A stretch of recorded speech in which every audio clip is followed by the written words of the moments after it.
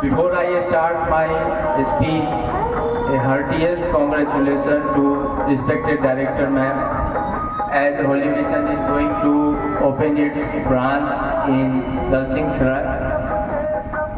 Looking the enthusiasm of these innocent children in these chilly cold winter weather, the energy, the amount of enthusiasm shown by these children suggests only one thing, that future of India is in very safe. Coming to the occasion of Republic Day, we will have to understand the difference between democracy and republic.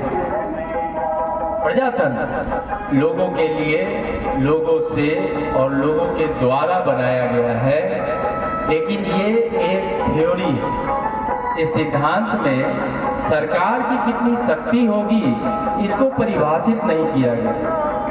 हम सदा आभारी रहेंगे उन संविधान निर्माताओं के जिन्होंने इस संविधान को बना करके देश को रिपब्लिक नेशन बनाने का काम किया।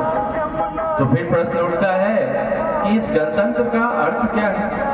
तो प्रजातंत्र से जिस सरकार को शासन चलाने का अवसर मिलता है, वो सरकार एक दायरे में रह करके काम करे, लोगों को न्याय, लोगों को अधिकार और समाज को एक वास्तविक आजादी में जीने का अवसर दे। इसके लिए बहुत आवश्यक है कि सरकार की शक्तियों पर एक सकारात्मक प्रतिबंध लगे, और इसीलिए देश को गणतंत्र बनाया गया। 26 जनवरी 1950 निश्चित तौर पर भारत के आजादी के बाद का पहला सबसे महत्वपूर्ण घटना है, क्योंकि इस दिन भारत ने अपने संविधान को पूर्ण रूप से अपनाया। जैसा कि हम जानते हैं, 2 वर्ष 11 महीने और 18 दिन का समय लेकर के संविधान निर्माताओं ने केवल अक्षर लिखने का काम नहीं किया,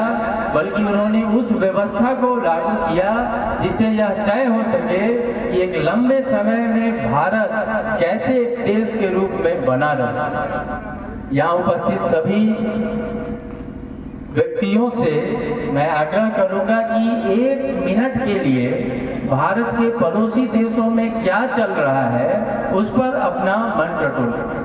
हम जब पाकिस्तान को देखते हैं, हम जब अफगानिस्तान को देखते हैं, हम जब श्रीलंका, नेपाल, बर्मा इत्यादि देशों को देखते हैं, तो हम केवल यही निष्कर्ष निकाल पाते हैं कि हर इन पड़ोसी देशों में शासन का संकट आ चुका है। क्यों? क्योंकि वो एक निश्चित दिशा में नहीं बढ़ पाए। रही बात भारत की, तो हम भाग्यशाली हैं कि हमारे पास एक ऐसा दस्तावेज है जिसने क्या खूब भारत के विरासत को संभाल करके रखा। संविधान निर्माता कभी भी ये नहीं चाहते थे कि कुछ चंद शब्दों से भारत का शासन चले। इसलिए संविधान निर्माताओं को इसलिए भी श्रेय दिया जाना चाहिए कि उन्होंने यह कहा कि इस दस्तावेज का हर 25 साल पर रिव्यू होना चाहिए। जैसा कि हम जानते हैं कि 1975 में जब संविधान सभा को पुनः स्थापित किया गया संविधान का रिव्यू करने के लिए, तो हमारे सामने में 42वां संशोधन आया, जिसे हम मिनी कॉन्स्टिट्यूशन के रूप में जानते हैं। ये वही संशोधन है जिससे संविधान के प्रस्तावना में धर्मनिरपेक्ष और समाजवादी शब्द जोड़े गए। बड़ी जिम्मेदारी के साथ आज आप सभी के सामने में मैं ये विषय रख रहा हूँ कि हम जानते हैं कि वर्ष 2000 में जब संविधान सभा की दूसरी बैठक होने वाली थी, तो सत्ता चूंकि गठबंधन के आधार पर थी तो ये सभा नहीं बन पाई। लेकिन आज जब हम 2024 में हैं और लोकसभा का चुनाव हमारे सामने है, तो इस बात को हम बिल्कुल ही नजरअंदाज नहीं कर सकते हैं कि अगर शासन हम एक विचारधारा को वो भी 2/3 बहुमत से अलाउ करें, तो हम आज उस मोड़ पर खड़े हैं जहां यह संभव हो सकता है कि संविधान बदलने का प्रस्ताव भी संसद में आ जाए। इसलिए हमें अपने वोट के अधिकार को निश्चित तौर पर समझना ही होगा। 22 भाग संविधान के, और क्या शानदार तरीके से 22 भाग अभी भी जीवित हैं। लग रहा था कि नागरिकता, जिसे डेड रबर कहा जाता था, क्या शानदार तरीके से जीवित हो उठा एनआरसी सीएए के कारण।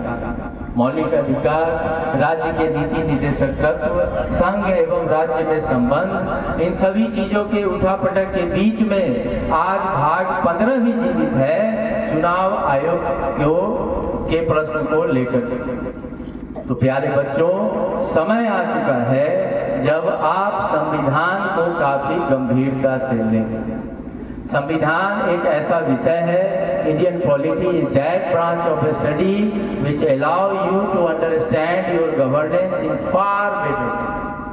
And I am pretty much sure, under the blessing of our honorable principal sir, Holy Mission very soon is going to inaugurate a place where you all will get a great chance to prepare for some competitive examination. कहने को तो बहुत कुछ है, शब्द की सीमा को ध्यान में रखते हुए, समय की सीमा को ध्यान में रखते हुए मैं अपने विचारों को विराम देता हूँ।